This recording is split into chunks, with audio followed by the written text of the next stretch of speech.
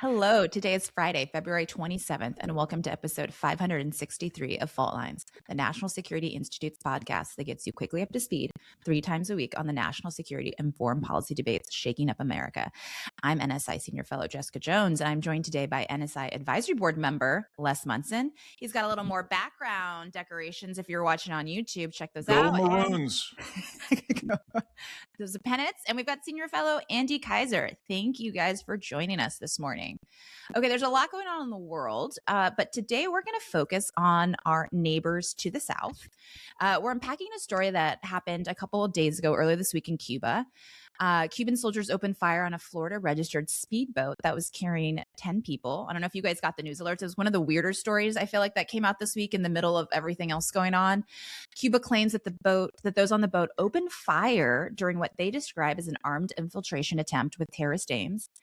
4 people were killed, 6 wounded. U.S. officials have now confirmed that at least one of those killed was an American citizen and another was injured. Cuba says that not only did the boat open fire first, authorities also recovered assault rifles, handguns, improvised explosive devices, and tactical gear. U.S. government has emphasized that this was not a U.S. government operation, and Secretary of State Marco Rubio has called the incident, quote, highly unusual, and that U.S. law enforcement is now investigating it as it was a U.S. registered boat.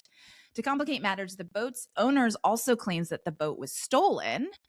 This is, of course, unfolding, between heightened tensions between Washington and Cuba, increased pressure on Cuba. We've disrupted Venezuelan oil supplies or not. We'll see. We'll talk a little bit more about that. And of course, we have the Trump administration also dealing with potential conflict, ongoing conflict in the Middle East. We've got Mexican cartels taking over American tourist hotspots. There's a lot going on in the world. So, Andy, I'm going to first turn it over to you. What sense do we make of the story coming out about, this boat vessel kind of attack? So first, I have to address the elephant in the room. Les, for all of you viewers watching on YouTube, has 2 pennants, and I only have 1 pennant in my background. So I think I need to add at least 1 or 2 more. We'll have like a rivalry of pennants going forward. Yeah, exactly. Jess, this is certainly an odd story.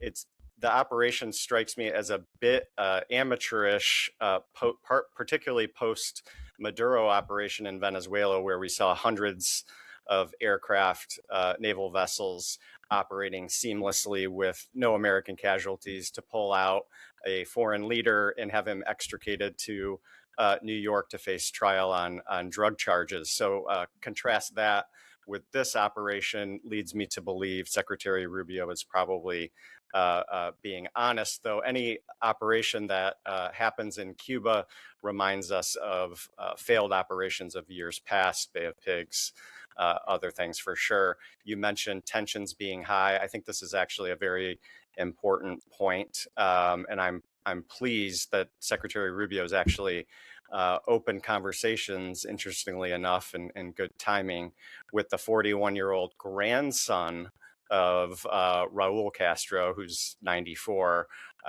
Interesting to see one of the strongest anti-Cuban regime officials in Washington talking to a Castro. So those lines of communication are open. I think that's important to help avoid any kind of miscommunication or miscalculation in such tense times. The operation itself, I guess, we'll find out more as facts become apparent, but strikes me as amateurish, probably not a U.S. operation, but certainly got my attention.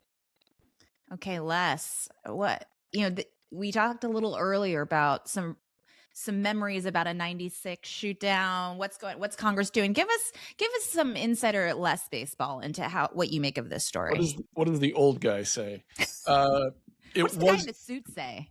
Amazingly, Jones, it was exactly 30 years ago when the Cuban regime shot down 2 planes from a group called Brothers to the Rescue, which was advocating for the Cuban people against the government and trying to help refugees and that kind of thing. Shot down 2 planes, killed 4 Americans in the process. They said it was over Cuban airspace. It was not. It was over international waters. The Cuban government provoked the event. They did it on purpose.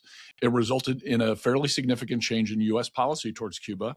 Congress passed a law called the Helms-Burton Act, the Libertad Law, which strengthened sanctions, called for a couple of amazing things: visa bans for any foreigner who invested in Cuba could not come to the United States, and it created a right of action in American courts for Americans who had their property stolen by the Castro regime to sue third-party nationals in American courts. That right of action was waived for 20 years by different American presidents until President Trump in his first term didn't waive it, and now there are some lawsuits actually working their way through the U.S. court system. I think it's with the Supremes now.